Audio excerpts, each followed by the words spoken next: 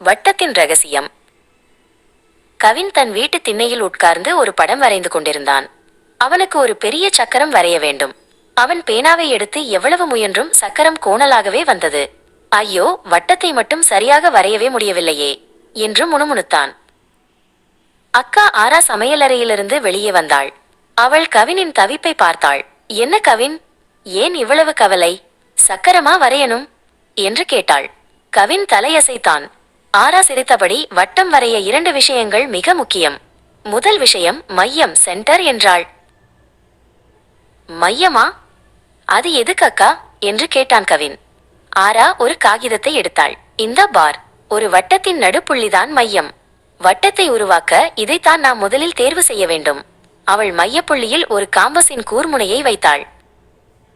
சரி, இப்போது காம்பஸின் பென்சில் முனையை எடுத்து மையப்புள்ளியில் இருந்து ஒரு குறிப்பிட்ட தூரத்தில் நிறுத்து.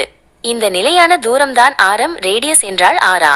கவின் ஆச்சரியத்துடன் பார்த்தான். ஆரா மெதுவாக சுற்றி காட்டினாள். மையத்திலிருந்து ஆரம் எவ்வளவு தூரத்தில் இருக்கிறதோ அதே தூரத்தில் உள்ள எல்லா புள்ளிகளையும் இணைத்தால் வருவதுதான் வட்டம், சர்க்கிள். கவின் சந்தோஷமாக கைதட்டினான்.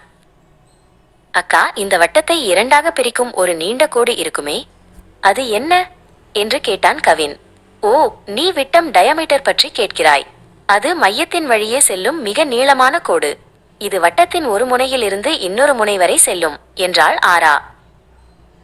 கவின் யோசித்தான்.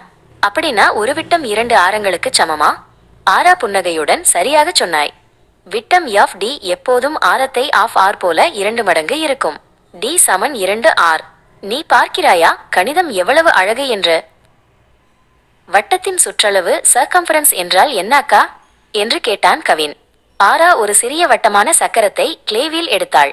நீ இந்த வட்டத்தின் விளிம்பில் ஒரு பந்தை உருட்டி அது ஒரு சுற்று முடிக்கும் தூரம்தான் சுற்றளவு. இது வட்டத்தை மூடியிருக்கும் மொத்த நீளம். கவின் இப்போது காம்பஸை எடுத்து மையத்தையும் ஆரத்தையும் சரியாக அமைத்தான். அவன் கவனத்துடன் ஒரு பெரிய வட்டத்தை சுற்றினான். வாவ், இதுதான் நான் வரைய நினைத்த சரியான சக்கரம் என்று உற்சாகமாக சொன்னான். ஆரா கவினின் அருகில் அமர்ந்தாள்.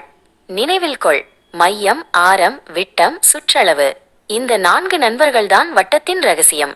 சரியான மையத்தில் இருந்து நிலையான தூரம் எடுத்தால் வட்டம் எப்போதும் அழகாக இருக்கும்.